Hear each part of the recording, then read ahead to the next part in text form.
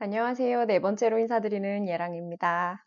지난 1년 동안 18국가 다녀왔는데요. 지역 하나하나 돌아다니면서 어떤 깨달음을 얻었는지, 그리고 어떻게 그 나라가 선택이 됐는지 아마 이야기하면서 나눠질 것 같아요. 그 첫 번째 여행지, 태국에서의 이야기를 들려드릴까 합니다. 그리고 두 번째 영상에 남편에 대한 호칭으로 제가 혼자 미션을 했었는데요. 제가 단어에 대해서 왜인지 모르겠지만 계속 생각을 하게 되더라고요. 그러다가 결론을 내렸어요. 저는 전 남편이라는 호칭을 사용하지 않겠습니다. 첫 남편이라는 호칭을 사용해볼까 싶어요. 시제상 과거의 시제가 맞는 사람이기는 하지만 전이라는 의미보다 저의 첫 남편으로 호칭을 하겠습니다. 거두절미하고 오늘부터는 좀 여유있게 얘기를 해보고 싶어서 따뜻한 차와 함께 저의 이야기를 풀어내듯이 진행을 해볼까 싶어요. 바야흐로 2년 전이네요, 벌써. 23년도 3월 달에 저는 태국 푸켓으로 여행을 시작합니다. 그 다음에 작은 섬 피피로 갑니다. 태국은 섬나라 이름 앞에 코라고 붙어요. 섬이라는 뜻이어서 거기서는 코피피라고 부릅니다. 한국에서도 코피피라고 부르기도 하고 피피섬, 피피 아일랜드 이렇게 불리기도 합니다. 저는 피피섬이라고 부르도록 하겠습니다. 피피섬에서 또다시 배를 타고 란타섬으로 이동을 합니다. 그리고 란타섬에서 태국 육지로 들어가게 되는데요.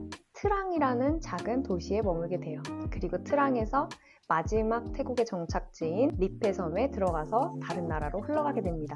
제가 태국에서 한 달 정도 머물렀는데요. 저는 한 달 중에 약 3주를 트랑에서 머물게 돼요. 태국 여행을 시작할 때 푸켓에서 시작하게 된 이유는 지난 영상에서 말씀드렸듯이 친한 언니를 따라간 여행지의 시작이었습니다. 약 한 주간의 시간 동안에 언니의 사촌 동생이었던 2년 동안 배낭여행했던 친구와 거의 일주일을 머물게 되는데요. 일주일을 이 친구와 함께 머물고 싶었던 이유는 처음에는 무섭기도 했었고 그 친구가 여행을 어떻게 하는지 어떻게 살아가는지 좀 옆에서 눈여겨보면서 좀 습득하고 싶었어요. 여행 초보자였기 때문에. 근데 정말 별거 없었어요. 그 친구는 튜터링으로 알바도 했었고 작가여서 글도 쓰고 대부분의 시간을 노트북과 함께 보내는 시간을 많이 봤었어요. 그걸 보면서 저는 이 친구는 정말 이 푸켓이라는 나라에서도 일상을 보내고 있구나 라는 생각을 하게 됩니다. 그러니까 일상이라는 게 그렇게 특별한 게 아니더라고요. 어디에서나 내가 해야 할 일을 하는 것, 그것이 일상이었고 그렇다면 사람들은 여행이라고 부를 수 있는 이 시간 동안 나는 그 누구보다 일상을 보내봐야겠다. 저도 저의 할 일을 해야겠다라는 생각이 들었고 처음에 제가 태국에서 저의 길을 찾기 위해서 했었던 건 제가 머물고 있던 숙소에 내려가서 그 매니저와 대화하는 거였어요. 이곳에서는 뭘 해야 돼?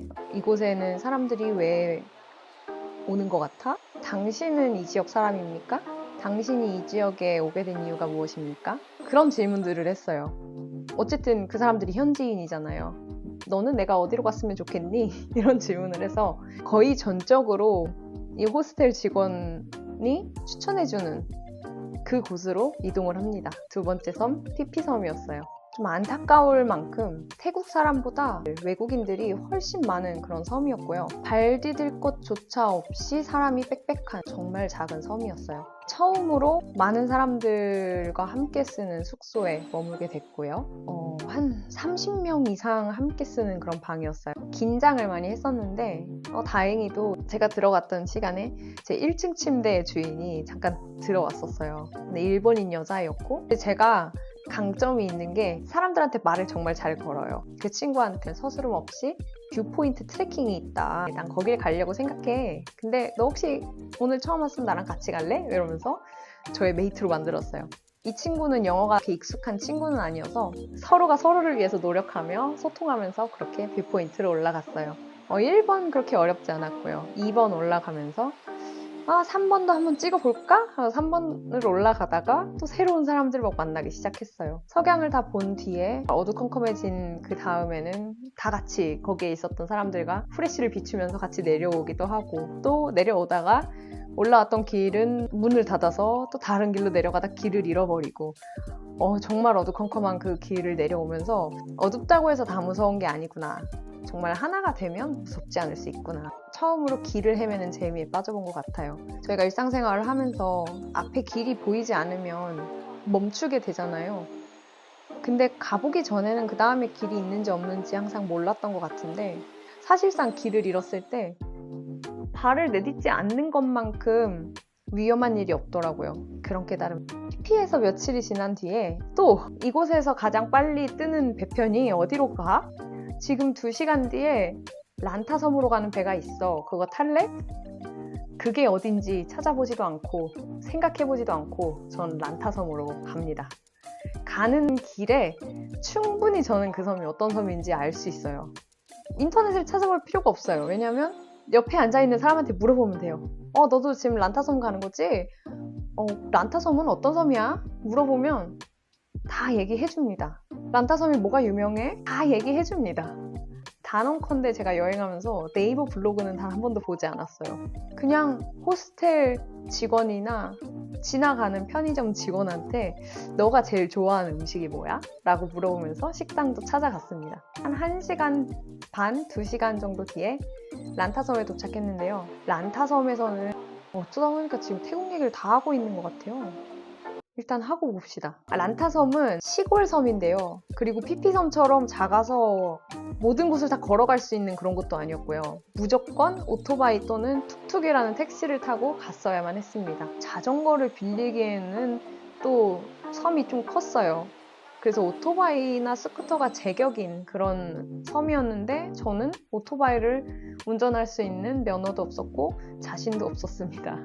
피피섬에서 사실 너무 사람과 행아웃하면서 진을 뺐던 터라 첫날은 혼자 머물 수 있는 숙소를 정했습니다. 란타섬은 일반적으로 모든 사람이 스쿠터를 타야만 하는 그런 섬이기 때문에 모든 숙소마다 연결되어 있는 스쿠터 렌탈샵들이 있었어요. 그리고 숙소에서 직접 렌탈하는 스쿠터도 많이 있었고요. 물어봤어요. 사장님이 너가 스쿠터를 렌탈해서 빌려오면 스쿠터를 알려줄게 뭐 이렇게 얘기를 했어요. 근데 어쨌든 배우는 시간이 있으면 저 혼자 달려야 되는 시간이 있고 배우자마자 달리려니 또 너무 무섭기도 하고 일단 밥이나 먹자 해서 주문을 하고 이제 식사를 하고 있었어요.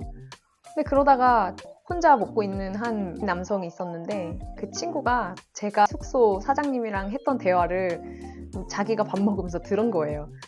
그러더니 이 친구가 저한테 와가지고 나는 스쿠터가 있는데 내가 너 스쿠터를 알려줄까? 뭐 이렇게 얘기를 하는 거예요.